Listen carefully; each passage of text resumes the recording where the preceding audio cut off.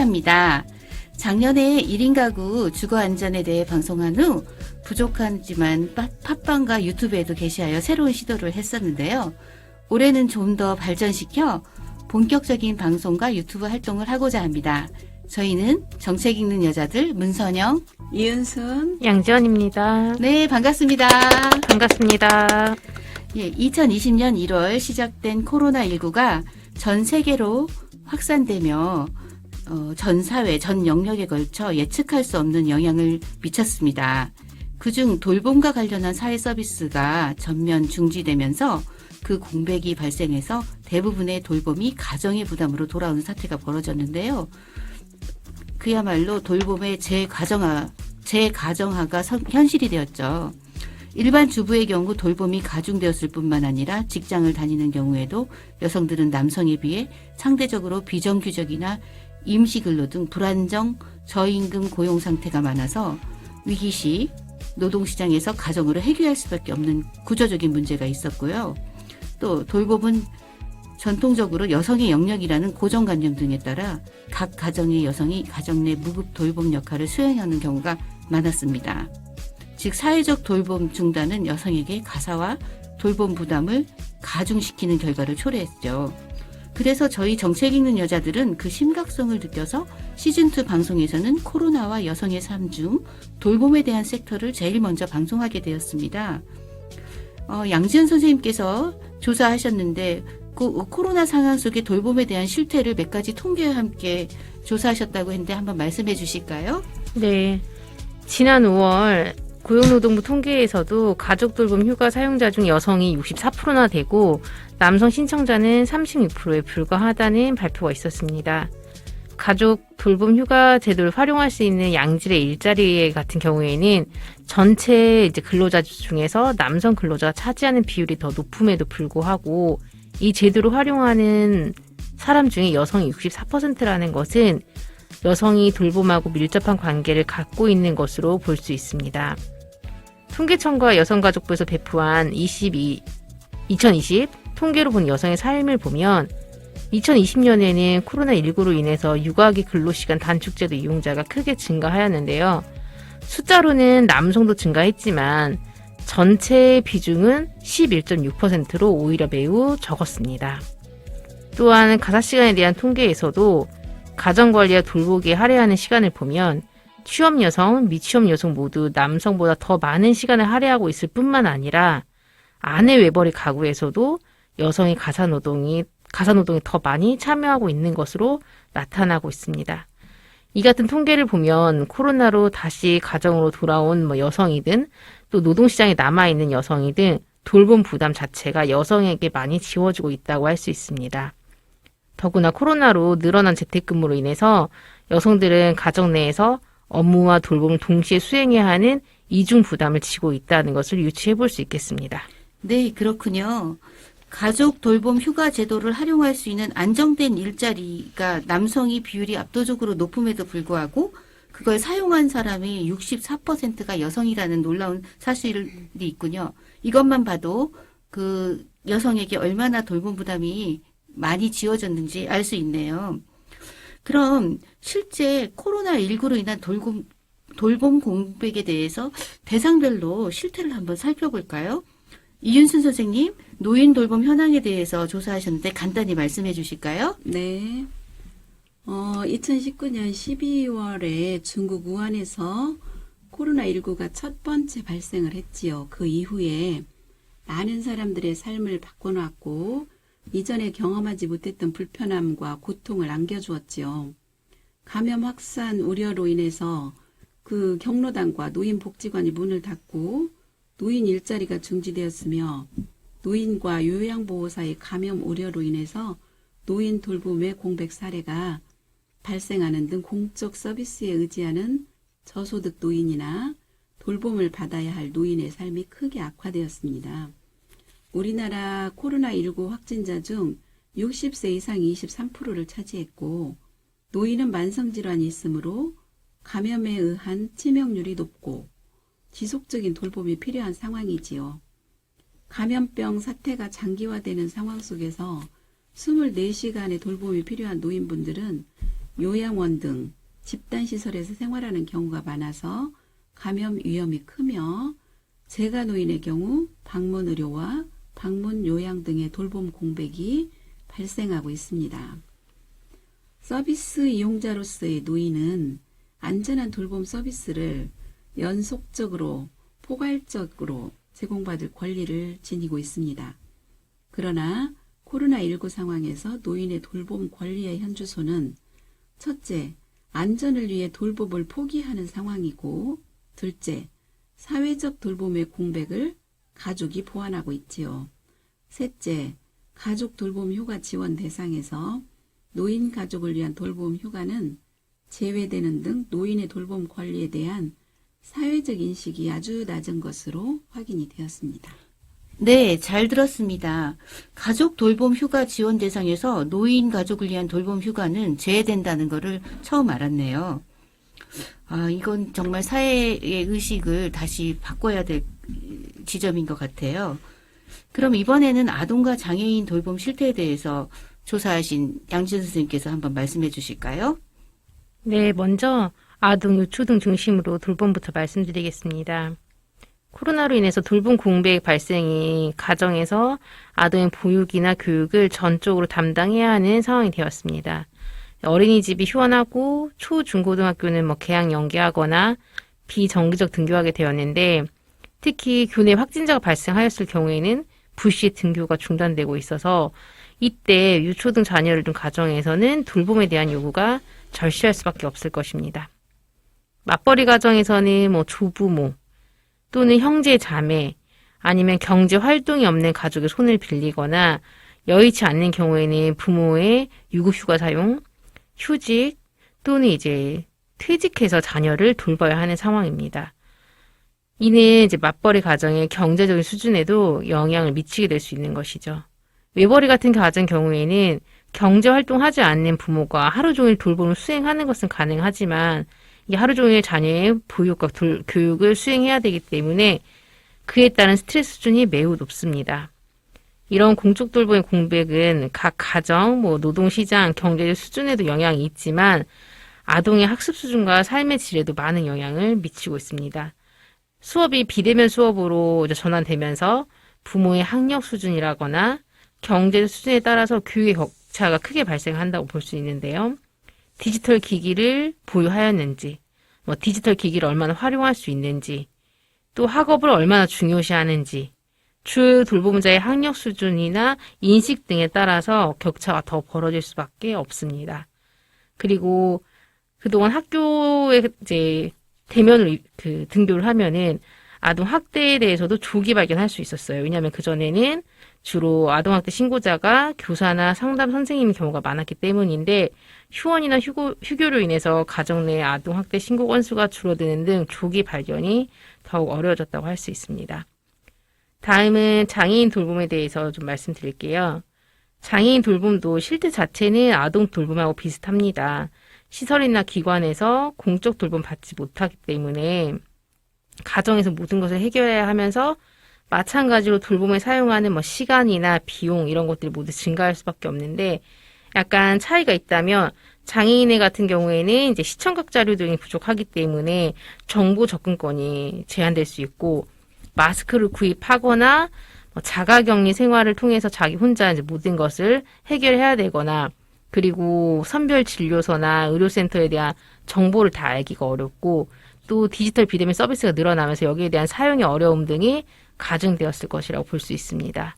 특히 사회적 거리두기 그러니까 이제 시행되면서 무료 급식이라던가 병원이나 목욕 이동할 수 있는 재가 서비스 등이 이제 중지되면서 삶의 질이 저하되었을 것이라는 생각이 좀 드는데요. 특히 장애 학생인 경우에는 학습 여건이나 학습 도구 등이 충분하지 않아서 학습권을 보장받지 못했다고 할 수 있습니다. 네, 그렇군요. 아동, 장애인, 노인 모두 코로나로 인한 돌봄 공백으로 어려움을 겪었다고 볼 수 있네요. 이렇게 초유의 상황인 코로나 상황을 맞이하여 그럼 대책이 좀 필요할 것 같은데요. 이에 대한 정책 대안을 좀 생각해 놓으신 게 있을까요? 말씀해 주실까요? 양지은 선생님? 아동 돌봄 같은 경우에는 이제 아동 돌봄을 위해서 국가나 지자체에서 아동 돌봄 쿠폰이나 수당 등을 지급하고 있고, 그 방과후 교실이나 돌봄 교실을 기간이나 규모, 시기를 좀 확대해서 운영하고 있지만, 이게 돌봄이 필요한 모든 가정이 혜택을 받을 수 없다는 맹점이 있습니다. 경제 수준이라던가 정해진 인원 안에서 해야 되기 때문에 누가 받을 수 있는지 좀 알 수 없고, 또 이제 돌봄이 가정 또는 교육기관의 역할로만 예전에 한정되었던 것처럼 보였지만, 실제로 돌봄 공백이 발생해보니까 가정, 학교, 노동시장, 지역사회 등 넓게 영향을 미치고 있다는 인식을 이제 할 수가 있게 되었거든요. 그래서 이제는 지역사회에서 책임을 지고 함께 상생할 수 있는 방안을 지속적으로 좀 논의할 필요가 있습니다. 그리고 지금 장애인 앞에서 조사한 바에 의하면 네. 이제 장애인 복지시설 및 거주시설 같은 경우는 그동안 이제 개인의 공간이 없이 모두 집단 활동할 수밖에 없어서 이 감염병과 같은 사태에는 휴관이나 바로 격리될 수밖에 없었거든요.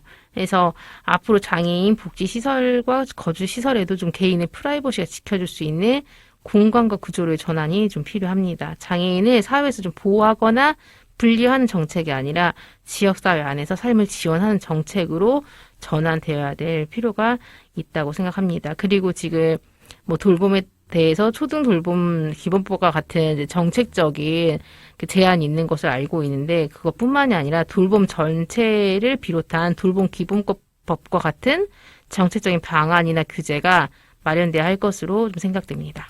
네, 잘 들었습니다. 그 돌봄에 대한 여러 가지 대책들 또는 정책 제안들을 잘 말씀해 주셨어요. 이윤순 선생님도 노인 돌봄에 대해서 조사하셨는데요. 어떤 정책 제안들이 있을까요? 돌봄은 어떤 돌봄이나 마찬가지지만 특히나 노인 돌봄은 이렇게 관계를 매개로 해서 한 상호작용의 과정으로 상호작용에 참여하는 두 주체의 권리가 개입이 됩니다. 서비스 이용자인 노인과 돌봄 노동 종사자가 존재하는데, 서비스 이용자는 돌봄 권리를, 그 다음에 돌봄 노동자는 안정적인 일자리의 소득에 대한 노동자로서의 권리를 가집니다. 하지만 돌봄 노동자의 현실은 코로나19로 이를 중단한 경험이 있는 요양보호사가 26%에 달했고, 이를 중단한 사유는 이용자 또는 가족의 요청이 74%로 가장 높았습니다. 감염에 대한 우려로 자발적으로 중단한 비율이 17%, 기관의 요청이 9%로 나타났습니다. 이를 중단한 기간은 한 달 이상이 45%였고, 그 다음에 10일에서 29일이 26%, 5일 미만이 17%로 나타났으며, 후속 조치는 아무런 대가 없는 무급 대기 조치가 72%로 가장 높았습니다. 또한 자발적인 퇴사를 강요당한 경우가 3.2% 있었고, 일방적인 해고도 2.7%를 차지를 했습니다. 이처럼 이용자 또는 사용자가 예고나 합리적 이유가 없이 노동자에게 노무 제공 중단을 통보하는 등 요양 노동 실태가 매우 불합리하고 비정상적입니다. 제가 요양시설의 요양보호사는 대부분 시급제, 계약직의 형태로 고용되어 있어 고용 불안정성이 높습니다. 노동자들은 코로나로 고용의 위기를 겪고 이렇게 지속적인 돌봄 인력 부족 상황에서 서비스 이용자는 다시 돌봄 공백으로 내몰리는 악순환이 반복되고 있는 겁니다. 노인 돌봄 서비스의 질과 양 제고, 지역사회 통합 돌봄 확대, 노인 돌봄 서비스 종사자의 고용 안정성 제고 등 돌봄 후 공공성을 강화하고 종사하는 노동자들의 노동 환경을 개선한다면 모두가 안전하고 행복한 사회가 만들어지지 않을까라는 생각을 해봤습니다. 네, 돌봄 노동자의 안정된 일자리가 결과적으로는 돌봄 공백을 해결하는 데 중요한 키 역할을 할 걸로 생각됩니다. 이렇게 공적 돌봄이 공백이 될 경우에 지역사회가 구원투수처럼 지원해줄 어떤 시스템을 미리 마련해 놓고 공적 돌봄도 코로나 같은 긴급 상황에 대한 상시 대비가 필요한 것 같습니다. 그 밖에 더 논의하고 싶은 것이 있을까요? 네, 저희가 조사한 것은 사실 코로나와 여성의 삶에 대해서 이야기하면서 이제 그 중에 돌봄을 선택했는데요. 하다 보니까 가정 내 여성의 돌봄 비중이 이제 늘었다는 것만큼 이 돌봄 자체에서 중요하게 다뤄져야 할 주제가 더 있는 것 같습니다. 이제 돌봄을 이 받는 사람의 사회 경제 계층에 따라서 돌봄 공백의 파장이 다르게 나타날 수 있다는 것입니다. 돌봄이 필요한 집단은 뭐 유아동이라던가 뭐 어린이, 노인, 뭐 장애인과 같이 저희가 사회 취약계층으로 좀 구분을 해봤는데 보통 이런 분들이 돌봄 가장 많이 필요하고 절실한데 이들의 사회 경제 수준에 따라서 그 영향이 너무 다릅니다. 특히 사회적으로 경제적으로 취약한 계층일 경우일수록 공백에 대한 그 파장이 너무 커서 격차가 더 많이 벌어질 수 있다는 것이죠. 그리고 교차성의 문제가 좀 있다고 할 수 있습니다. 65세 이상 노년층의 장애인 비율이 지속적으로 증가하고 있습니다. 저희가 이제 노인 인구가 계속 증가한다는 걸 생각했을 때는 앞으로 이제 더 큰 문제라고 생각할 수 있는데 노인이면서 뭐 장애인이거나 뭐 1인 가구이거나 한다면은 공적 돌봄의 공백이 더 크게 느껴질 수밖고 이거는 이제 아동의 경우에도 마찬가지인데요. 뭐 아동이지만 뭐 장애 학생일 경우에 뭐 아니면은 조금 더 사회 취약 계층일 때 마찬가지로 나타난다고 볼 수 있거든요. 그래서 지역 사회에서 이런 것들에 대한 관심이 더 필요한 지점이라고 생각합니다. 네, 잘 들었습니다. 정말 교차성의 문제가 특히 돌봄에선 더 심각한 문제를 일으키고 있는 것 같아요. 이윤순 선생님도 더 하실 말씀 있으실까요? 네. 이게 원활하게 정말 돌봄 공백 이런 부분을 다 100% 충족시킬 수는 없겠지만 노력을 한다라는 차원에서 말씀을 드리면 첫째는 긴급 지침과 매뉴얼 준수에 대한 관리와 점검이 필요할 거라고 생각을 합니다. 둘째는 서비스 이용자와 돌봄 인력의 안전을 위한 조치를 점검하고 지원을 확대할 필요가 있지요. 자, 셋째, 코로나19 사태 장기화에 대응해서 방문 돌봄 서비스를 정상화시켜야 합니다. 자, 넷째는 방문 돌봄 서비스 제공 인력의 보건 관련 기준의 강화가 요구됩니다. 네. 이러한 것들은, 노인뿐만 아니라 모든 돌봄 서비스에 해당되는 이야기라고 할 수 있을 것 같아요. 선생님들 정말 조사하시느라고 수고 많으셨습니다. 가정 내 무급 노동이 우리나라 GDP의 28% 정도 된다고 추산된다고 합니다. 만약 이러한 돌봄의 경제적, 사회적 가치가 제대로 인정받고 이게 새로운 일자리를 창출할 수 있다면 저성장의 어려움도 극복할 수 있다고 많은 학술 논문들이 주장하고 있는데요. 돌봄이 가치를 인정받고 사회의식이 높아지면 높은 서비스를 제공할 수 있는 좋은 인력들이 유입되는 양질의 일자리가 될 것입니다. 이제 돌봄은 더 이상 여성만이 감당할 수는 없는 현실이 되었습니다. 국가와 사회가 다 같이 돌봄 문제를 해결하는 데 지혜를 모아야 할 것입니다. 오늘 정말 수고 많으셨습니다. 청취자 여러분들도 다음 방송 기대해 주세요. 코로나19와 여성의 삶 이야기는 계속됩니다. 저희는 정책 읽는 여자들이었습니다. 감사합니다. 감사합니다.